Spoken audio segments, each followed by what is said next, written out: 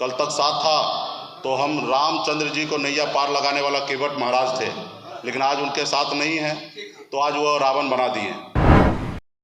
जब तक मैं एनडीए का पार्ट था तब तक उनके लिए मैं बड़ा नेता था। खास करके भारतीय जनता पार्टी के प्रदेश अध्यक्ष से मैं कहना चाहूँगा कि आप इस देश के और राज्य के बड़े पार्टी हैं और आप जो भी बात बोले वो सोच समझ के बोले, क्योंकि जनता उस बात को सुनते हैं। कोई आप छोटे मोटे पार्टी से नहीं हैं, बड़े पार्टी से हैं। जो लोग गलत बयानबाजी कर रहे हैं उनको तो लंबा कर देंगे, आगे क्या होगा वो बात की बात है। जो लोग गलत बयानबाजी कर रहे हैं उसको लंबा करेंगे। कि सरकार ने पहली बार हिंदुस्तान में 75 साल के बाद पहली बार एक मल्लाह का, निषाद का बेटा ने समर्थन देके बिहार में सरकार बनाया। आप बताइए, सरकार हमारा, ये घर हमारा और हमारे घर से ही हमको लोगों ने बेदखल किया है। तो खैर इस बात का मुझे कोई गम नहीं है।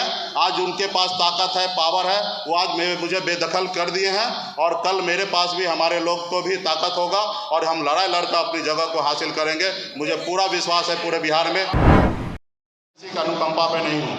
मेरी ताकत था इसलिए हमें एनडीए में रखा गया और मेरा कंडीशन था कि 11 सीट और 1 एमएलसी देना, और 11 सीट उन्होंने दिया, जिसमें हमारा परिणाम जो भी हुआ और वो परिणाम के बाद जो भी जीतने के बाद उसको भी उन्होंने अपने पार्टी में मिले ले।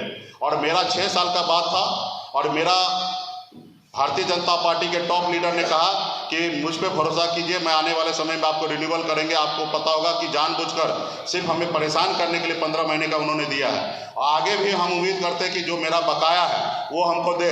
केंद्र में हमारे या राज्य में 15 आदमी को आयोग में एडजस्टमेंट करने की बात हुआ, वो भी मैं आज भी मांग करता हूँ कि जो आपने वादा किया वो पूरा करें, और नहीं वादा पूरा करेंगे तो फिर आगे देखा जाएगा। लेकिन मुझे कोई अनुकंपा पे नहीं किया।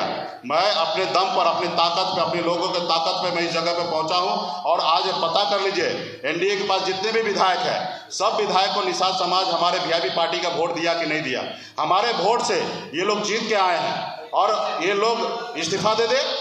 जितने लोग हमारे वोट से जीत के आए सब लोग इस्तीफा दे दे तो मैं भी इस्तीफा दे देता हूं। अगर वो लोग अपने अपने क्षेत्र में एक बैनर लगा दे, उसमें लिख दे कि अति पिछड़ा निषाद मल्लाह का बेटा का वोट हमें नहीं मिला और अपने दम पर हम जीते हैं, जिस रोज जो पूरे बिहार में 125 उनके पास विधायक है, वो लिख कर लगा देगा कि बैनर कि हम अपने दम पर जीत के आए हैं, उस रोज आप हमसे बोलिएगा, मैं उसी रोज इस्तीफा दे दूंगा। अल्लाह और मल्लाह की बात कर रहे थे कि दोनों भाई मिलकर हम लोग बहुत कुछ करेंगे, लेकिन शाहनवाज जी आपसे मेरा ये उम्मीद नहीं था कि आपने जो बात हमने कभी बोला नहीं कि मोदिया योगिया हमने कभी बोला नहीं, और इस बात को लेकर आप जनता के बीच में बोल रहे हैं कि मुकेश सहनी इस तरीके का भाषा का प्रयोग किया। मैं आपको कहूँगा, मीडिया के माध्यम से कहूँगा कि इस तरीके का भाषा कोई अगर सबूत ला के दे दे, उसको मैं 1 लाख रुपया का जुर्माना दूंगा। मैंने कभी ऐसा भाषा का प्रयोग नहीं किया।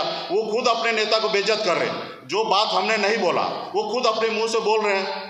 मोदिया बोलना या योगिया बोलना ये शब्द अच्छा नहीं है, ये मैं भी मानता हूँ। और जब खुद अगर भारतीय जनता पार्टी के राष्ट्रीय प्रवक्ता ये शब्द को चयन कर रहे हैं तो कहीं ना कहीं अपने नेता को खुद बेइज्जत कर रहे हैं। अब मैं तो कह रहा हूँ कि ये शब्द मेरे मुंह से निकला हुआ होगा, कहीं पे भी मैंने बोला होगा, तो ये वीडियो या कहीं से भी सबूत ला के दे दे तो 1 लाख रुपये का जुर्माना मैं दूंगा।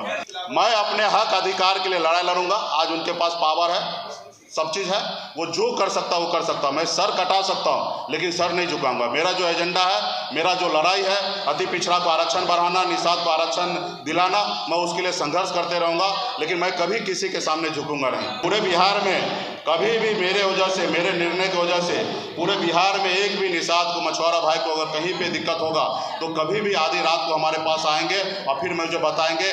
ऐसे आरोप लगाने के लिए तो बहुत सारे एजेंट और दलाल को बीजेपी ने लेके आएंगे और खड़ा करेंगे।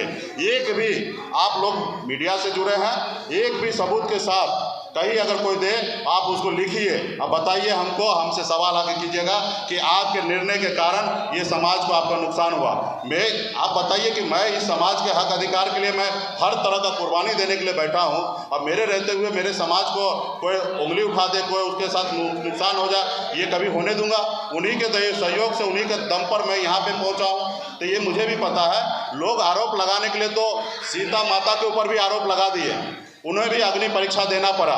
एक धोबी ने उनके ऊपर भी आरोप लगाया, तो मेरे ऊपर भी आरोप लगेंगे, लेकिन मैं हमेशा अग्नि परीक्षा को मैं देते हुए मैं आगे बढ़ने का काम करूंगा। इससे मेरा ये पार्टी बना है, वो आरक्षण आप केंद्र सरकार से लागू हो सकता है। जब बंगाल में आरक्षण है, दिल्ली में आरक्षण है, तो केंद्र सरकार से आरक्षण लागू हो सकता है। आप आरक्षण लागू कर दीजिए और मैं पार्टी भी आपको हैंड ओवर करके और मैं हरिद्वार चला जाऊंगा, वहाँ पे कीर्तन करने के लिए चला जाऊंगा, राजनीति से मैं संन्यास ले लूंगा। 2015 में भारतीय जनता पार्टी के प्रदेश अध्यक्ष उस समय में मंगल पांडे जी थे। उन्होंने लिखकर राइटिंग में मुझे आश्वासन दिया कि हम आपके समाज को आरक्षण लागू करेंगे, तो ये उनको करना चाहिए। आज वो नहीं करेंगे और एक महिला पिछड़ा का बेटा आज लड़ाई लड़ रहा, तो उनको आप कमज़ोर करने के लिए लगे हैं। अभी आपने देखा होगा कि हमने एक नारा दिया था, जिसके जितने हिस्सेदारी उतने उसकी भागीदारी मिलना चाहिए। उनको सबसे ज़्यादा तकलीफ इस बात का हुआ कि एक अति पिछड़ा का बेटा पूरे बिहार में अति पिछड़ा को आरक्षण का कोटा बढ़ाने का काम कर रहे हैं। तो ये सबसे बड़ा जो है ये यही रहा कि उनको लगा कि ये निषाद की बात कल तक कर रहा था, ये अति पिछड़ा की बात करने लगा है और इनकी मांग जो है वो जेन्युइन है। किस तरीके से मैंने बीपीएससी का मैंने रिजल्ट दिया कि पुराना अति पिछड़ा समाज जो था उसको 18% की जगह 8% आरक्षण का लाभ मिल रहा है और 10% जो है नए लोगों को आरक्षण का लाभ मिल रहा है। और इसके लिए कहीं ना कहीं जो सरकार है उन्होंने गलत किया, अपने वोट बैंक के लिए नए लोगों को जोड़ा लेकिन कोटा नहीं बढ़ाया। तो हमारा मुख्य लड़ाई अभी होगा कि अति पिछड़ा समाज को कोटा बढ़ाना और इसमें भी पार्टीशन कराने का हमारा मुख्य लड़ाई होगा। तो ये कहीं ना कहीं उनको तकलीफ में आया। हमसे जुड़े रहने के लिए हमारे YouTube चैनल को सब्सक्राइब करें और नई वीडियो की नोटिफिकेशन के लिए बेल आइकॉन को दबाएं। अगर आप ये वीडियो Facebook पर देख रहे हैं तो लाइक जरूर करें और ज्यादा से ज्यादा शेयर करें। धन्यवाद।